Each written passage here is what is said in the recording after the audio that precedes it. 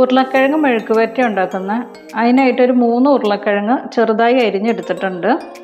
ചൂടായ പാനിലേക്ക് വെളിച്ചെണ്ണ ഒഴിച്ചിട്ടുണ്ട്. വെളിച്ചെണ്ണ ചൂടാവുമ്പോൾ അരിഞ്ഞു വെച്ചിരിക്കുന്ന ഉരുളക്കിഴങ്ങ് ഇട്ട് കൊടുക്കാം. ഇതൊന്ന് വഴറ്റാം.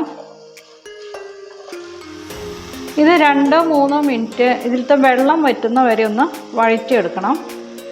ഇപ്പോൾ ഉരുളക്കിഴങ്ങിലെ വെള്ളമെല്ലാം വറ്റിയിട്ടുണ്ട്. ഇനി ഇതിലേക്ക് കുറച്ച് ഉപ്പിട്ട് കൊടുക്കാം. ഇതിനാവശ്യമുള്ള ഉപ്പിട്ട് കൊടുക്കുക. ഒന്നും കൂടി മിക്സ് ചെയ്യാം. ഇപ്പോൾ ഇത് നല്ലോണം മിക്സ് ആയിട്ടുണ്ട്. ഇനി ഇത് മൂടി വെച്ച് വേവിക്കണം. ഈ ഉരുളക്കിഴങ്ങ് ഒട്ടും വെള്ളമില്ലാതെയാണ് വേവിക്കുന്നത്. അതുകൊണ്ട് തീ ഏറ്റവും കുറച്ച് വെക്കണം. അതുപോലെ തന്നെ ഇടയ്ക്ക് തുറന്ന് പൊടിഞ്ഞു പോവാതെ ഇളക്കി കൊടുക്കും വേണം. ഇപ്പോൾ ഉരുളക്കിഴങ്ങ് വെന്തിട്ടുണ്ട്, ഉടഞ്ഞു പോകരുത്.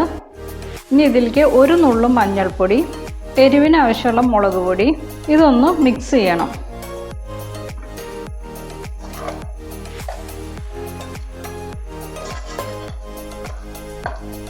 ഇപ്പോൾ എല്ലാം നല്ലോണം മിക്സ് ആയിട്ടുണ്ട്. ഇനി മൂടി വെച്ച് 1 സെക്കൻഡ് ഒന്ന് ആവി കയറ്റിയെടുക്കണം. ഇതൊന്ന് ഇളക്കി കൊടുക്കാം.